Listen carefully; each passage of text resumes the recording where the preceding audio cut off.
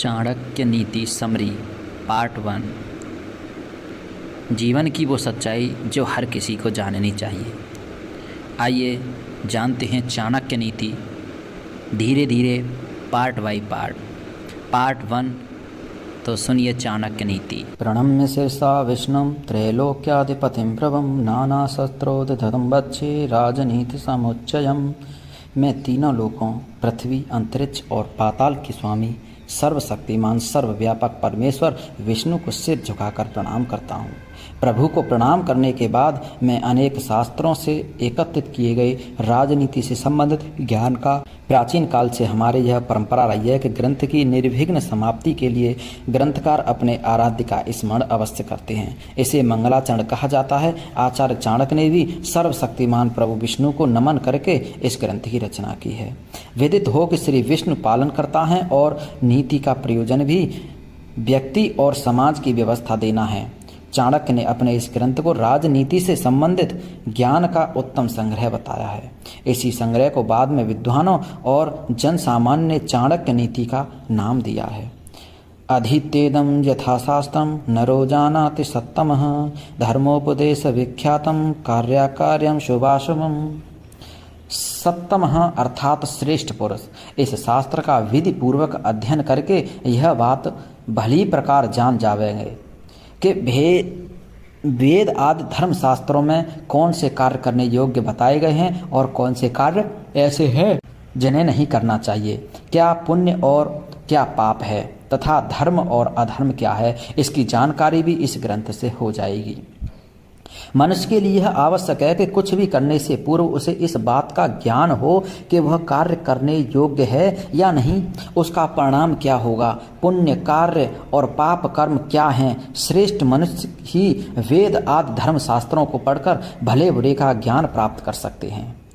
यहाँ यह बात जान लेना ही आवश्यक है कि धर्म और अधर्म क्या है। इसके निर्णय में प्रथम दृष्टि में धर्म की व्याख्या के अनुसार किसी के प्राण लेना अपराध है और अधर्म भी, परंतु लोकाचार और नीति शास्त्र के अनुसार विशेष परिस्थितियों में ऐसा किया जाना धर्म के विरुद्ध नहीं माना जाता। पापी का वध और अपराधी को दंड देना इसी श्रेणी में आता है। श्री कृष्ण ने अर्जुन को युद्ध की प्रेरणा दी। इसी विशेष संदर्भ में धर्म कहा जाता है। तदहं सप्रवक्ष्यामि लोकानां हितकाम्यया येन विज्ञान मात्रेण सर्वज्ञत्वा प्रपद्यते।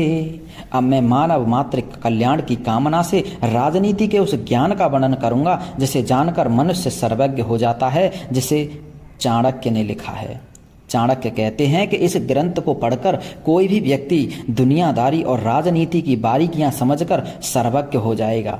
यहाँ सर्वज्ञ से चाणक्य का अभिप्राय ऐसी बुद्धि प्राप्त करना है जिससे व्यक्ति में समय के अनुरूप प्रत्येक परिस्थिति में कोई भी निर्णय होने की क्षमता आ जाए। जानकार होने पर भी यदि समय पर निर्णय लिया जाए तो जानना समझना सब व्यर्थ है। अपने हितों की रक्षा भी तो तभी संभव है। मूर्ख शिष्योपदेशेन दुष्ट स्त्री भरणेन च दुखिते संप्रयोगेण पंडितोप्यवसीदते। मूर्ख शिष्य को उपदेश देना, दुष्ट व्यभिचारिणी स्त्री का पालन पोषण करने, धन के नष्ट होने तथा दुखी व्यक्ति के साथ व्यवहार करने से बुद्धिमान मनुष्य को भी कष्ट उठाना पड़ता है कि मूर्ख व्यक्ति को ज्ञान देने से कोई लाभ नहीं होता, अपितु सज्जन और बुद्धिमान लोग उससे हानि ही उठाते हैं। उदाहरण के लिए बया और बंदर की कहानी पाठकों को याद होगी। मूर्ख बंदर को घर बनाने की सलाह देकर बया को अपने घोंसले से ही हाथ धोना पड़ा था। इसी प्रकार दुष्ट और कुलटा स्त्री का पालन पोषण करने से सज्जन और बुद्धिमान व्यक्तियों को दुख ही प्राप्त होता है। दुखी व्यक्तियों से व्यवहार करने से चाणक्य का तात्पर्य है कि व्यक्ति अनेक रोगों से पीड़ित है और जिनका धन नष्ट हो चुका है, ऐसे व्यक्तियों से किसी प्रकार का संबंध रखना बुद्धिमान मनुष्य के लिए हानिकारक हो सकता है। अनेक रोगों का तात्पर्य संक्रामक रोग से है। बहुत से लोग संक्रामक रोगों से ग्रस्त होते हैं। उनकी संगति से स्वयं रोगी होने का अंदेशा रहता है। जिन लोगों का धन नष्ट हो चुका हो, अर्थात जो दिवालिया हो गए हैं, उन पर एकाएक विश्वास करना कठिन होता है। दुखी का अर्थ विषादग्रस्त व्यक्ति से भी है। ऐसे लोगों का दुख से उबरना बहुत कठिन हो जाता है और प्रायः असफलता ही हाथ लगती है। जो वास्तव में दुखी है और उससे उभरना चाहता है उसका उपयोग करना चाहिए, क्योंकि दुखी से तो स्वार्थ ही बचता है। दुष्टा भार्या सठं मित्रं भृत्युच्चोदरदायकः संसर्पे च गृहे वासो मृत्युरेव न संशयः। दुष्ट स्वभाव वाली, कठोर वचन बोलने वाली, दुराचारणी स्त्री और धूर्त दुष्ट स्वभाव वाला मित्र, सामने बोलने वाला मुंहफट नौकर और ऐसे घर में निवास जहां सांप के होने की संभावना हो, ये सब बातें मृत्यु के समान हैं। जिस घर में दुष्ट स्त्रियां होती हैं वहां गृह स्वामी की स्थिति किसी मृतक के समान ही होती है, क्योंकि उसका कोई वश नहीं चलता और भीतर ही भीतर कुढ़ते हुए वह मृत्यु की ओर सरकता रहता है। इसी प्रकार दुष्ट स्वभाव वाला मित्र भी विश्वास के योग्य नहीं होता, न जाने कब धोखा दे दे। जो नौकर अथवा आपके अधीन काम करने वाला पुरुष कर्मचारी उलटकर आपके सामने जवाब देता है, वह कभी भी आपको असहनीय हानि पहुंचा सकता है। ऐसे सेवक के साथ रहना अविश्वास के घूंट पीने के समान है। इसी प्रकार जहां सांपों का वास हो वहां रहना भी खतरनाक है। न जाने कब सर्प दंश का शिकार होना पड़ जाए।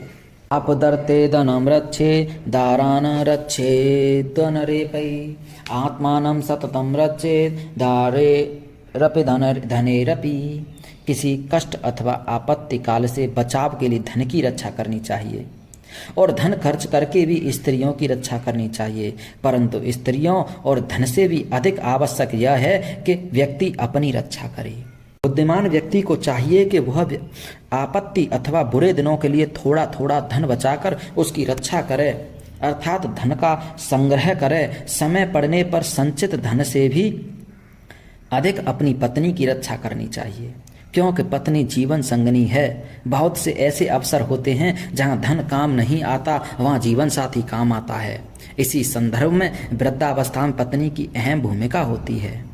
चाणक्य का विचार यह भी है कि धन और स्त्री से भी अधिक व्यक्ति को अपनी रक्षा करनी चाहिए, अर्थात व्यक्ति का महत्व इन दोनों से अधिक है। यदि व्यक्ति का अपना ही नाश हो गया तो धन और स्त्री का प्रयोजन ही क्या रह जाएगा। इसलिए व्यक्ति के लिए धन संग्रह और स्त्री रक्षा की अपेक्षा समय आने पर अपनी रक्षा करना अधिक महत्वपूर्ण है। देखने में आया है और उपनिषद के ऋषि भी कहते हैं कि कोई किसी से प्रेम नहीं करता, सब स्वयं से ही प्रेम करते हैं। आत्मनस्तु कामाय सर्वं प्रियं भवति। आपदर्थे धनं रक्षेत क्षीमतां कुत आपदः कदाचित् चलितालत में संचितोपि विनश्यति। आपत्ति काल के लिए धन की रक्षा करनी चाहिए, लेकिन सज्जन पुरुषों के पास विपत्ति का क्या काम। और फिर लक्ष्मी तो चंचला है, वह संचित करने पर भी नष्ट हो जाती है। चाणक्य का कहना है मनुष्य को चाहिए कि वह आपत्ति काल के लिए धन का संग्रह करे, लेकिन धनी व्यक्ति ऐसा मानते हैं कि उनके लिए आपत्तियों का कोई महत्व नहीं है, क्योंकि वे अपने धन से सभी आपत्तियों से बच सकते हैं। परंतु वे यह नहीं जानते कि लक्ष्मी भी चंचल है, किसी भी समय वह मनुष्य को छोड़कर जा सकती है। ऐसी स्थिति में यह इकट्ठा किया हुआ धन भी किसी समय नष्ट हो सकता है। यस्मिन् देशे न सम्मानो न वेतन न बांधवा न च विद्यागमः संचित तम देशम परिवर्जयेत। जिस देश में आदर सम्मान नहीं और न ही आजीविका का कोई साधन है, जहाँ कोई बंधु बांधव रिश्तेदार भी नहीं तथा किसी प्रकार की विद्या और गुणों की प्राप्ति की संभावना भी नहीं, ऐसे देश को छोड़ ही देना चाहिए। ऐसे स्थान पर रहना उचित नहीं है।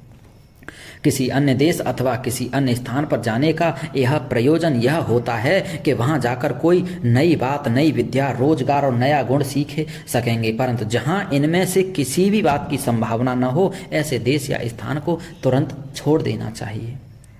श्रोत्यो धनिक राजा नदी वेदस्तु पंचमः पंच यत्र न विन्दन्ते न तत्र दिवसं वसेत्। जहाँ श्रोत्य अर्थात वेद को जानने वाले ब्राह्मण, धनिक राजा, नदी और वेद, ये 5 चीजें न हों उस स्थान पर मनुष्य को एक दिन भी नहीं रहना चाहिए।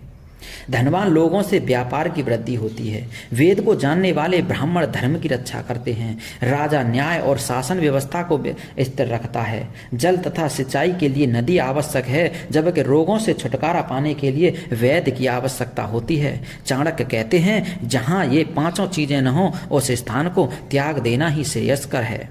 लोक यात्रा भयम लज्जा दाक्षिण्य त्यागशीलता पंच यत्र न विद्यन्ते न कुर्यात तत् संस्थितम्।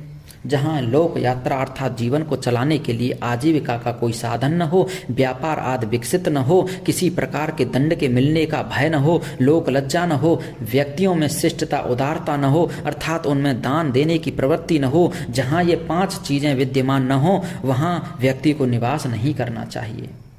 जानीयात प्रेषेणे वित्यानावान्धवान् व्यसनागमे मित्र चापत्ति कालेषु भार्या च विवक्षये। काम लेने पर नौकर चाकरों की, दुख आने पर बंधु बांधवों की, कष्ट आने पर मित्र की तथा धन नाश होने पर अपनी पत्नी की वास्तविकता का ज्ञान होता है। चाणक्य कहते हैं, जब सेवक नौकर को किसी कार्य पर नियुक्त किया जाएगा तभी पता चलेगा कि वह कितना योग्य है। इसी प्रकार जब व्यक्ति किसी मुसीबत में फंस जाता है तो उस समय भाई बंधु रिश्तेदारों की परीक्षा होती है। मित्र की पहचान विपत्ति के समय ही होती है। इसी प्रकार धनहीन होने पर पत्नी की वास्तविकता का पता चलता है कि उसका प्रेम धन के कारण था या वास्तविक। आतुरे व्यसने प्राप्ते दुर्विच्छे सत्व संकटे राजद्वारे शमशाने च यत्तिष्ठे स बांधवः। किसी रोग से पीड़ित होने पर, दुख आने पर, अकाल पड़ने पर, शत्रु की ओर से संकट आने पर, राजसभा में शमशान अथवा किसी की मृत्यु के समय जो व्यक्ति साथ नहीं छोड़ता, वास्तव में वही सच्चा बंधु माना जाता है। व्यक्ति के रोग सैया पर पड़े होने अथवा दुखी होने, अकाल पड़ने और शत्रु द्वारा किसी भी प्रकार का संकट पैदा होने, किसी मुकदमे आदि में फंस जाने और मरने पर जो व्यक्ति शमशान घाट तक साथ देता है वही सच्चा बंधु अपना होता है। अर्थात ये अवसर ही ऐसे होते हैं जब सहायकों की आवश्यकता होती है। प्रायः यह देखा जाता है कि जो किसी की सहायता करता है उसको ही सहायता मिलती है। जो समय पर किसी के काम नहीं आता उसका साथ कौन देगा। यो ध्रुवाणे परित्यज्य अध्रुवं परिसेवते ध्रुवाणे तस्य नश्यन्ति अध्रुवं नष्टमेव हे। जो मनुष्य निश्चित को छोड़कर अनिश्चित के पीछे भागता है उसका कार्य या पदार्थ नष्ट हो जाता है। चाणक्य कहते हैं कि लोभ से ग्रस्त होकर व्यक्ति को हाथ पांव नहीं मारने चाहिए, बल्कि जो भी उपलब्ध हो गया है उसी में संतोष करना चाहिए। जो व्यक्ति आधी छोड़कर पूरी के पीछे भागते हैं उनके हाथ से आधी भी निकल जाती है। वर्येत कुल जाम प्राज्ञो विरूपामपि कन्यकाम रूपवतीं नीचस्य विवाह सदृशे कुले।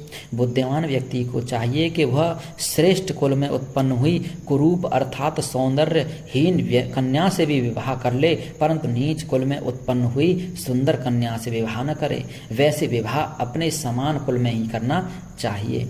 आचार्य चाणक्य ने बहुत सुंदर बात कही है।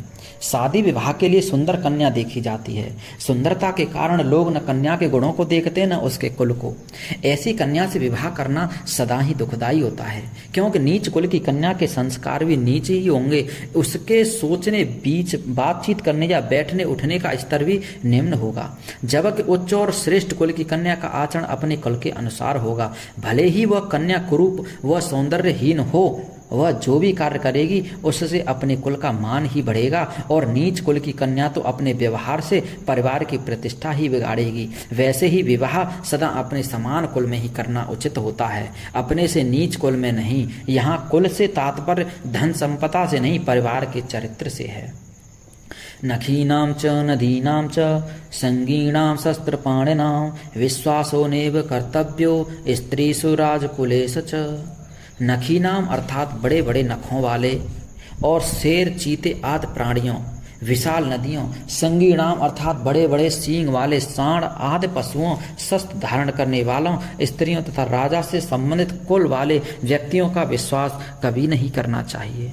बड़े बड़े नाखूनों वाले हिंसक व्यक्ति से बचकर रहना चाहिए। न जाने वे कब आपके ऊपर हमला कर दें। जिन नदियों के पुस्ते अथवा तट पक्के नहीं उन पर इसलिए विश्वास नहीं किया जा सकता कि न जाने उनका वेग कब प्रचंड रूप धारण कर ले और कब उनकी दिशा बदल जाए, न जाने वे और किधर को बहना प्रारंभ कर दें। इसलिए प्रायः नदियों के किनारे रहने वाले लोग सदैव उजड़ते रहते हैं। बड़े बड़े सींग वाले सांड आदि पशुओं का भी भरोसा नहीं, कौन जाने उनका मिजाज कब बिगड़ जाए। जिसके पास तलवार आदि कोई हथियार है उसका भी भरोसा नहीं किया जा सकता, क्योंकि वह छोटी सी बात पर क्रोध में आकर कभी भी आक्रामक हो सकता है। चंचल स्वभाव वाली स्त्रियों पर भी विश्वास नहीं करना चाहिए, वह अपनी चतुरता से कभी भी आपके लिए प्रतिकूल परिस्थितियां पैदा कर सकती हैं। इस तरह के कई उदाहरण प्राचीन ग्रंथों में मिल जाएंगे।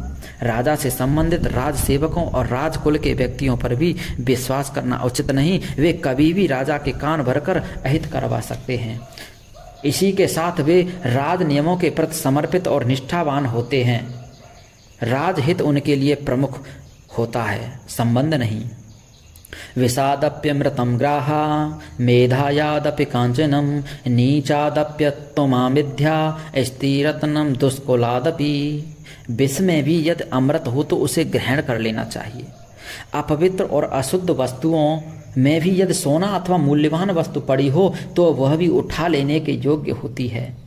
यदि नीच मनुष्य के पास कोई अच्छी विद्या, कला अथवा गुण है तो उसे सीखने में कोई हानि नहीं। इसी प्रकार दुष्ट कुल में उत्पन्न अच्छे गुणों से युक्त स्त्री रूपी रत्न को ग्रहण कर लेना चाहिए। इस श्लोक में आचार्य गुण ग्रहण करने की बात कर रहे हैं।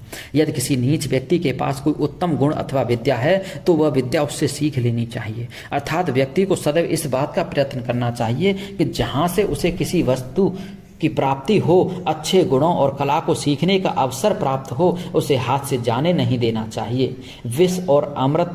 विष में अमृत और गंदगी में सोने से तात्पर्य नीच के पास गुण से है। स्त्रीणां द्विगुण आहारो बुद्धिस्तासा चतुर्गुणा साहसं षड्गुणां चैव कामोष्टगुण उच्यते। पुरुषों की अपेक्षा स्त्रियों का आहार अर्थात भोजन 2 गुना होता है, बुद्धि 4 गुनी, साहस 6 गुना और काम वासना 8 गुनी होती है। आचार्य ने इस श्लोक द्वारा स्त्री की कई विशेषताओं को उजागर किया है। स्त्री के ये ऐसे पक्ष हैं जिन पर सामान्य रूप से लोगों की दृष्टि नहीं हो जाती। भोजन की आवश्यकता स्त्री को पुरुष की अपेक्षा इसलिए ज़्यादा है क्योंकि उसे पुरुष की तुलना में शारीरिक कार्य ज़्यादा करना पड़ता है। यदि इसे प्राचीन संदर्भ में भी देखा जाए तो उस समय स्त्री को घर में ऐसे कई छोटे मोटे काम करने होते थे जिनमें ऊर्जा का व्यय होता था। आज के परिवार में भी स्थित लगभग वही है। शारीरिक बनावट, उसमें होने वाले परिवर्तन और प्रजनन आदि ऐसे कार्य हैं जिसमें क्षय हुई ऊर्जा को प्राप्त करने के लिए स्त्री को अतिरिक्त पौष्टिकता की आवश्यकता होती है। इस सत्य की जानकारी न होने के कारण बल्कि व्यवहार में इसके विपरीत आचरण होने के कारण बालिकाओं और स्त्रियों को पुरुषों की अपेक्षा ज़्यादा कुपोषण का शिकार होना पड़ता है। बुद्धि का विकास समस्याओं को सुलझाने से होता है। इस दृष्टि से भी स्त्रियों को परिवार के सदस्यों और उसके अलावा भी कई लोगों से व्यवहार करना पड़ता है। इससे उनकी बुद्धि अधिक पैनी होती है, छोटी छोटी बातों को समझने की दृष्टि का विकास होता है तथा विविधता का विकास होता है। आज के संदर्भ में इस क्षमता को स्पष्ट रूप से देखा जा सकता है। अपना प्रधान होने के कारण स्त्री में साहस की उच्च मात्रा का होना स्वाभाविक है। पशु पक्षियों की मादाओं में भी देखा गया है कि अपनी संतान की रक्षा के लिए वे अपने से कई गुना बलशाली के सामने लड़ मरने के लिए तैयार हो जाती है। काम का 8 गुना होना पढ़ने सुनने में अटपटा लगना, लेकिन यह संकेत करता है कि हमने काम के रूप स्वरूप को सही प्रकार से नहीं समझा है। काम पाप नहीं है, सामाजिक कानून के विरुद्ध भी नहीं है। इसका होना अनैतिक या चरित्रहीन होने की पुष्टि भी नहीं करता है। श्री कृष्ण ने स्वयं को धर्मानुकूल काम कहा है। काम पितृ ऋण से मुक्त होने का सहज मार्ग है। संतान उत्पन्न करके ही कोई इस ऋण से मुक्त हो सकता है। स्त्री की कामेच्छा पुरुष से भिन्न होती है। वहाँ पुरुष शरीर नहीं, भाव दशा महत्वपूर्ण है। स्त्री में होने वाले परिवर्तन भी इस मांग को समक्ष लाते हैं स्वाभाविक रूप में, लेकिन स्त्री उसका परिष्कार कर देती है। जैसे पृथ्वी मैल को खाद बनाकर जीवन देती है, इसी तरह शरीर इसी तरह से समझने के लिए आवश्यकता है काम शास्त्र का अध्ययन।